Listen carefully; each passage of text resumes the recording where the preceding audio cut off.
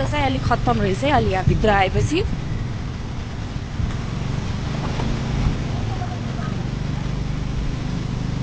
बाटो चाहिँ अलिक खत्तम रहेछ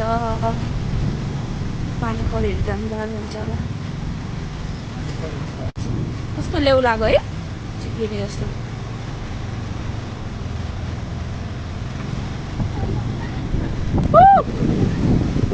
कस्तो जानु हो त है हेर्नु यस्तो छ है रोड चाहिँ मान्छेहरू हिँडेर पनि आउँदो रहेछ हिँडेर चाहिँ यति धेरै टाढा छ तर नि आउँदो रहेछ मान्छेहरू क्या सुनसानले डरै लाग्ने एक्लै आउनु त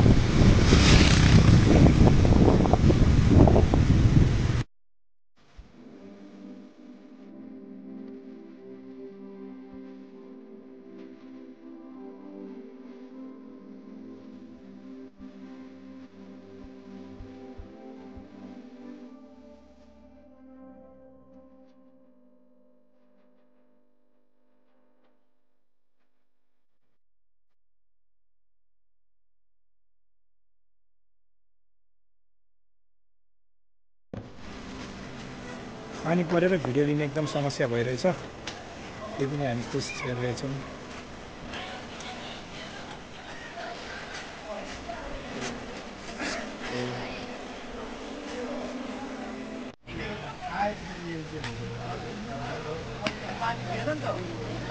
यहाँ चाहिँ हामी अब टिकट काट्ने रहेछौँ अब टिकट लिन्छौँ त्यसपछि हामी भित्र जान्छौँ पानी परिरहेछ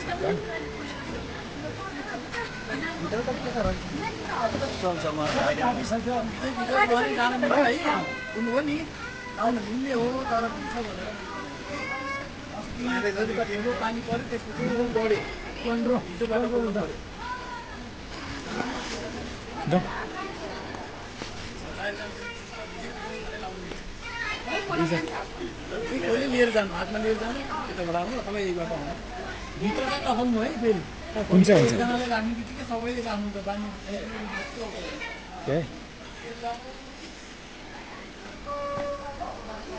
यो चाहिँ गुफा रहेछ यहाँको अब हामी चाहिँ गुफाभित्र जाँदैछौँ यस्तो राम्रो है अलि माथिसम्म गरौँ न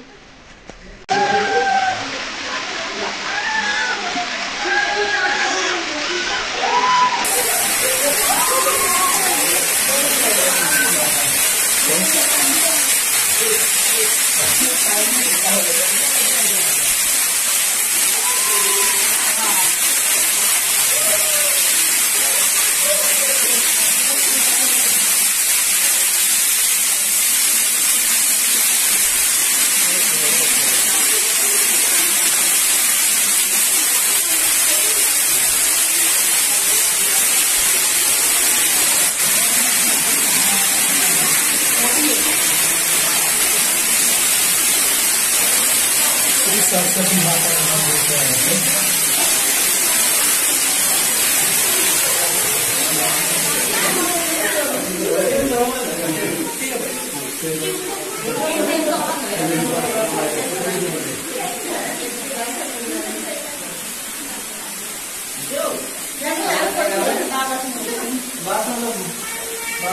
यो चाहिँ गुफा बाहिरको ढोका भयो यहाँबाट चाहिँ यता माथिबाट पनि गएर बाहिर निस्किनु मिल्ने रहेछ अहिले चाहिँ हामी पानी परेको भएर जाँदैनौँ अब अघि जताबाट आयो त्यतैबाट फर्केर जाँदैछौँ त्यो बाटोमा गएर अब अघि आएर गुफाको बाटोबाट फर्किँदैछौँ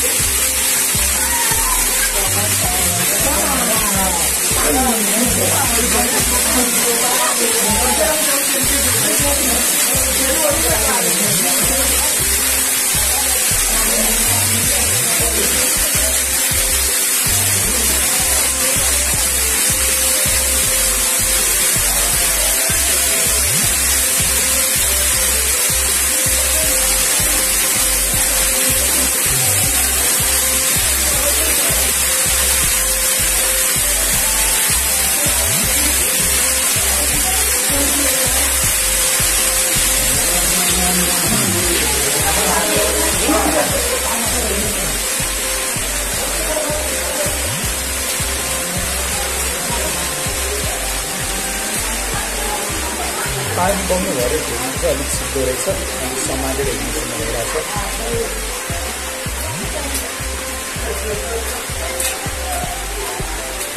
अब चाहिँ हामी यो गुफाको मुखमा निस्किन लाग्यौँ।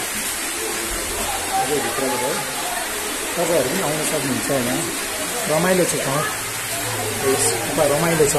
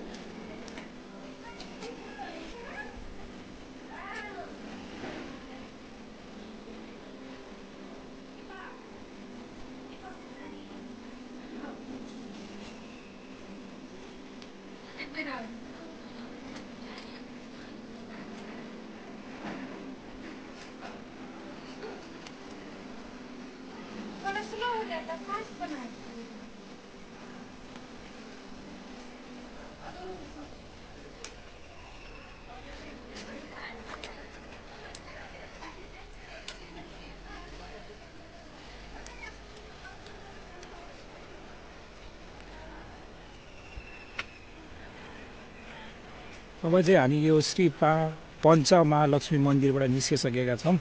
भित्र केही प्रब्लमका कारणले गर्दा तपाईँहरूलाई साउन्ड सुनाउन सकेन। अहिले भित्र धेरै डिस्टर्ब भएको भएर धेरै आवाजहरू आएको कारणले गर्दाखेरि तपाईँहरूलाई साउन्ड सुनाउन सकेनौँ। अब फाइनली हामी मन्दिरबाट बाहिर निस्किसकेका छौँ। फेरि अन्तिममा तपाईँहरूलाई यो मन्दिर देखाउँछु होइन। ठाउँ एकदम राम्रो छ, एकदम शान्त ठाउँमा छ, रमाइलो छ। तपाईँहरू पनि फुर्सदको दिनमा फुर्सदको समय मिलाएर आउनुहोस्, घुम्नुहोस्। ठाउँ रमाइलो छ, तर पानी परेको मौसम पारेर चाहिँ नआउनुहोस्। हामी आज पानी परेको समयमा परेर एकदम गाह्रो भयो। तपाईँहरू पनि फुर्सदको दिन मिलाएर आउनुहोस्। र अब यति भन्दै हामी चाहिँ यो मन्दिरबाट अब निस्किँदैछौँ।